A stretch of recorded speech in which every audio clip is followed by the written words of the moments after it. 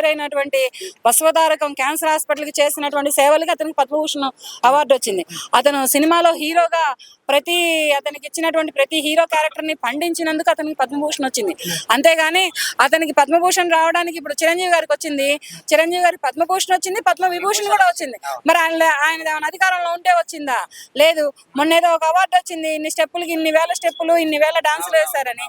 ఆ అవార్డు పదవిలో ఉంటే వచ్చిందా? లేదు. అది వాళ్ళకి సినిమా ప్రపంచం. వాళ్ళ సినిమానే వాళ్ళ ప్రాణం, వాళ్ళ సినిమానే వాళ్ళ నటన.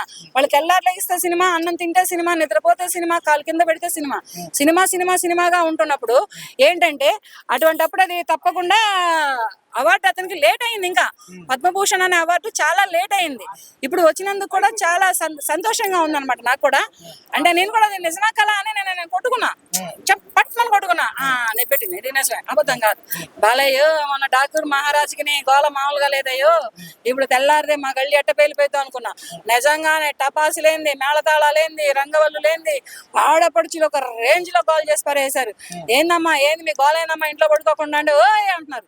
అమ్మో వీళ్ళేం కొట్టేటట్టున్నారు, అసలు ఏందన్నా అంటే ఒక అమ్మాయి అట పక్క తప్పుకొని ఏందమ్మా బాలకృష్ణ గారిని తెలిసింది రాత్రి, నేను ఆన్లైన్ లో చదివాను. ఏందని ఊరిని దబాయించాను. ఎక్కువ తక్కువ మాట్లాడావంటే లేదు. సరే నేనేం మాట్లాడిన విషయం చెప్పండి అంటే, బాలకృష్ణ గారికి పద్మభూషణ్ అవార్డు వచ్చింది తెలుసా, అందుకే ఈ హంగామా, అందుకే ఈ హడావుడి అని ఒక రేంజ్ లో చేశారు. బాలకృష్ణ గారి ఫోటోని వాళ్ళ ఇంటి ముందర రంగవల్లిలో దింపేసుకున్నారు. నేను కూడా అది కూడా నిజంగానే నాకు కూడా డౌటే. మళ్ళీ ఇంకొకసారి అడుగుతున్నాను, బాలకృష్ణ గారు మీకు 20 60 ఒకసారి చెప్పండి.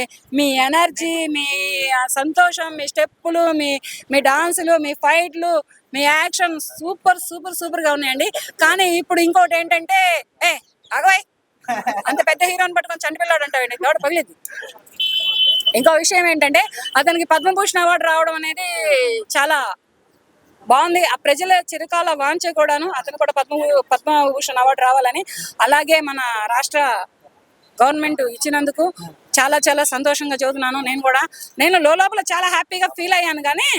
కానీ విషయం ఏంటంటే అది బయటికి చెప్పుకోలేకపోయాను అనమాట. బాలకృష్ణ గారికి పద్మభూషణ్ వచ్చింది ఓకే, వాళ్ళ నాన్నగారు సీనియర్ ఎన్టీఆర్ గారు కూడా కనీసం భారతరత్న కూడా ఇవ్వట్లేదని కొంతమంది అయితే అపోజ్ చేస్తున్నారు. సో దానికి ఏం చెప్తారు? ఆయన కూడా ఇంతకన్నా గొప్ప నటుడు కదా. ఆయన లేరు కదా, ఆయన స్థానంలో ఇప్పుడు భారతరత్న ఎవరికి ఇస్తారు? లేకపోయినా కానీ తీసుకునేవాళ్ళు ఇప్పుడు నటించే వాళ్ళు ఒకళ్ళు అయితే పేరు ఒకళ్ళు మోయకూడదు కదా. రాజకీయం ఏం చేస్తున్నాను, మన పేరు ఎలా మోస్తారు? రామారావు గారికి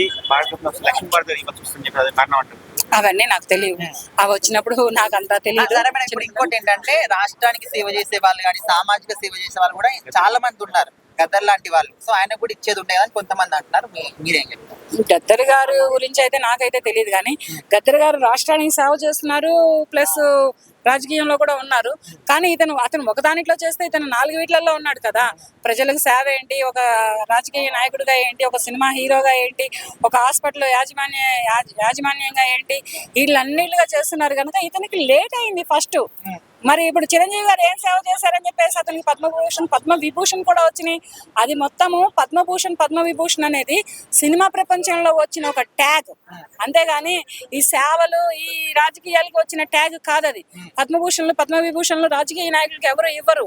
సోషల్ వర్కర్స్ కి ఇస్తారు, ప్రజలకు సేవ చేసే వాళ్ళకి ఇస్తారు, సినిమా వాళ్ళకి ఇస్తారు. ఆ తర్వాత ఏదైనా వస్తే రాజకీయ నాయకులకు వస్తుంది. కానీ ఇవన్నీ కలిపి కలపోసుకొని చేశారు కనుకనే బాలకృష్ణ గారికి అటువంటి పద్మభూషణ్ అనేది వచ్చింది. అదే గాని దీనికి సరే ఫ్యూచర్ లో మరి బాలకృష్ణ గారికి పద్మ విభూషణ్ కూడా వచ్చే అవకాశం ఉందండి. ఇక